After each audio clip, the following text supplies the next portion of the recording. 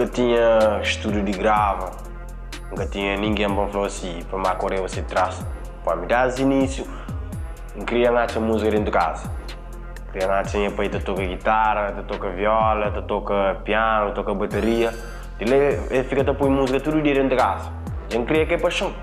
Tentava fazer algumas letras de música, assim. E acaba para optar hip hop, rap.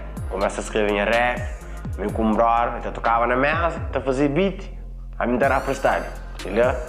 No começo eu continuo a fazer aquela cena, continuo a fazer aquela cena, até que um dia não fazer o nosso primeiro som. Que não arranja um beat lá, um brother americano arranja um beat que tinha 5.000 e tal beat. 5.000 e tal beat, já não põe beat na DVD, mas fica todo o beat e tu escreve. Eu escrevi um som que chamava Momentos Intelectual.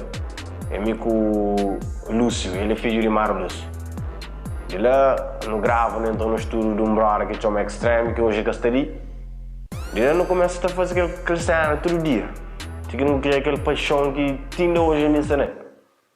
Da manda props, põe firme, sempre firme, conheço. Era o estúdio que entrei, um estúdio caseiro. Não tinha apenas nos microfones. O microfone era aquele escutador que tinha aqueles microfones assinalados. Não quebra aquela cena, não tira o escutador de fora, não põe aquele microfone na pôr de vassoura. Não marca corda, com o nosso computador de mesa. Era beijo, mano, então você bom trabalho com ele. Não tem nos Adobe 1.5. Depois, se não troca de Adobe 1.5, não põe colorite. Você também põe colorite.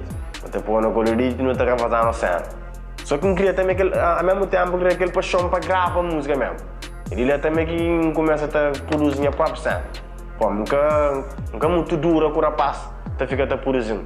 E sempre fica hoje, capta na cabeça, aqui chega na casa, tenta experimentar, até que começa a ter que experimentar o estoque.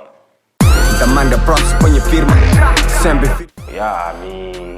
Rap tem esse tempo que começa a escrever rap, que achava na linha de frente era Omega e Ghetto Star. Rapaz era Bang Bang, sempre ele destacava no movimento hip hop na Travel. Ele possivelmente tentou beber Devil K, Marito, Rest in Peace Pele, é nóis, mané. De lá eu começo a entrar em contato com o rapaz, sempre está na Devil K, todo ele está grave. Está grave esse som, então começa a apanhar as notas que você consegue fazer. A câmera na casa também está continuando a fazer. E tenho de agradecer a rapaz por o que você faz até hoje. Esse que põe hip hop e o telefone na mapa. Vem de fora,